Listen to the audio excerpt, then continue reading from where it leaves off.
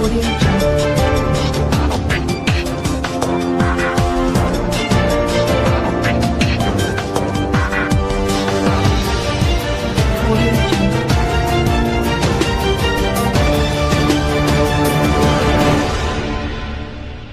अल्ताफ़ है।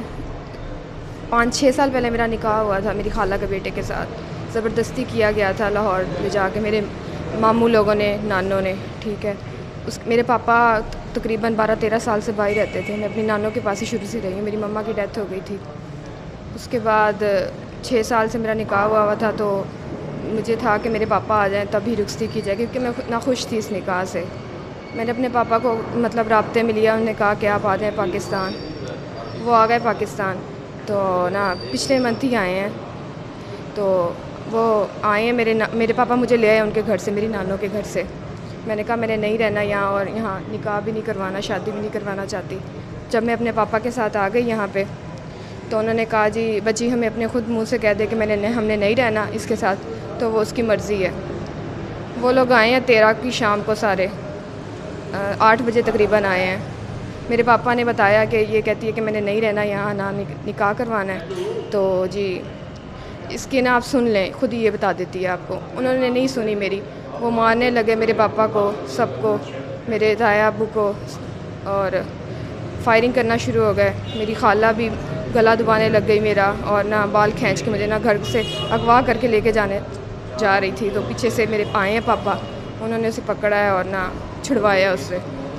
उसके बाद मैं यूनिवर्सिटी वगैरह जाती हूँ, वो रास्ते में खड़े होते हैं ग्रुप बना के, ये वो।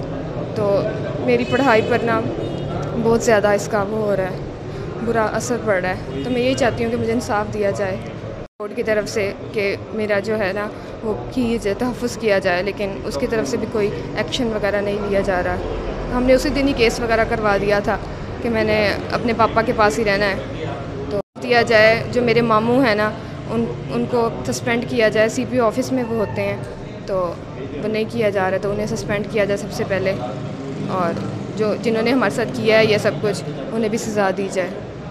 ससुराल वालों ने ना मेरी बेटी ने मुझे फ़ोन पे बताया कि ना मैं ना यानी कि मेरे पीछे मेरे बगैर ज़्यादा मेरे ससुराल वालों ने मेरी बेटी का निकाह कर दिया मेरे अपना साली के बच्चे के साथ, बगैर बताए मुझे। तो मैं यूरोप से जैसे पाकिस्तान आया हूँ, तो मुझे पता चला मेरी बेटी ने मुझे फ़ोन पे कहा ऐसे ऐसे करके ये इन्होंने किया। तो मैं ना इनसे कोई रिश्ता नहीं रखना चाहती, ना कोई इनसे मेरा ताल्लुक़ होगा।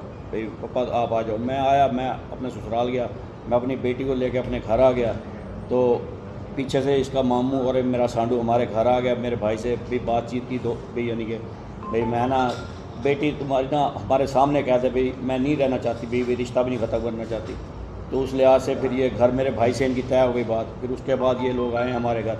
अगले दिन शाम को घर आ गए। मैं तो मेरी बेटी नहीं थी, मैं तो गुलगश्त था अपने घर में, मैं अपने भाई के घर में इनका हो गया यानी कि। तो फिर उसके बाद यानी कि मेरे भाई का इनका टाइम तय हो गया शाम 7 बजे हमारे घर आने का। भाई ने खाना जैसे होता है घर में, कोई ज़हन में नहीं था ये लोग ऐसे करेंगे। ये इन्होंने कहा ये मैं आऊँगा, मेरी सास आएगी और मेरा साला कहता था भाई मेरा सांड, 3 जने हम लोग आएंगे। ये पीछे से पूरे घर को लेके आ गए साथ हमारे घर, मेरी साली को, मेरे साले को, जो इधर लगा हुआ है अपना RP ऑफिस में कलरे का जो, तो वो था एक मेरा साली का बेटा था। अंदर आ गए, भाई ने बिठाया, उसने कहा यार आपने तो 2 लोग बोले ये। उसने कहा चलो कोई बात नहीं, बात होती, हमें नहीं पता कि ये लोग पीछे एक और गाड़ी लेके आए हुए हैं। तो घर में ऐसे बात हुई, मैं अपनी सास से मुतवज्जो हो रहा था। मैंने कहा जी ऐसे करके मेरी बेटी ने कहा भाई पापा भाई इनको बता दो भाई जो मेरी है। मैंने कहा जी मेरी बेटी रिश्ता नहीं रखना चाहती उनसे, तो लिहाजा ना मेरी बेटी भी नहीं जाना चाहती अब आपके पास। मैंने अभी ये बात मुकम्मल नहीं की, पीछे से मेरी साली उठ के मुझे गालियाँ शुरू हो गई बकने। उसके बाद मेरा साला खड़ा हो गया, मारने शुरू हो गया अंदर ही यानी कि। फिर इतने में उसने मोबाइल ऑन किया हुआ था, मेरे जो साली का बेटा था ना उसने, असद नाम था उसका, उसी टाइम उसने फ़ोन किया, वो उसी टाइम गाड़ी लेके उन्होंने डायरेक्ट फायर करने शुरू कर दिया हमारे घर। दरवाजे के अंदर, गेट के अंदर फायर काफ़ी, यानी कि हमने उधर से 10 गोलियाँ उठाई हैं। और मेरे साले का कार्ड यानी कि जॉब कार्ड, ATM कार्ड, शनाख्ती कार्ड सारा हमारे घर में कमरे में उसका गिर गया।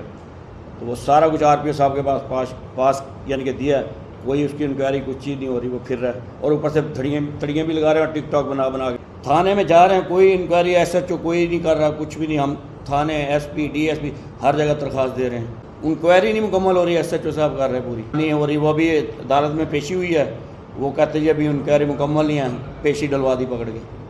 तो अभी ये 2 दिन पहले परसों पेश हुए हैं, हमारे आमने सामने SHO ने बातें सुनी हैं। उसने कहा ठीक है भाई, जो मेरिट पे है मैं तो उसका लिख दूंगा। बस ये हमारे साथ बात की है, उसके बाद कोई उसका ना उसको मुअत्तल कर रहे हैं ना कुछ, वो भाग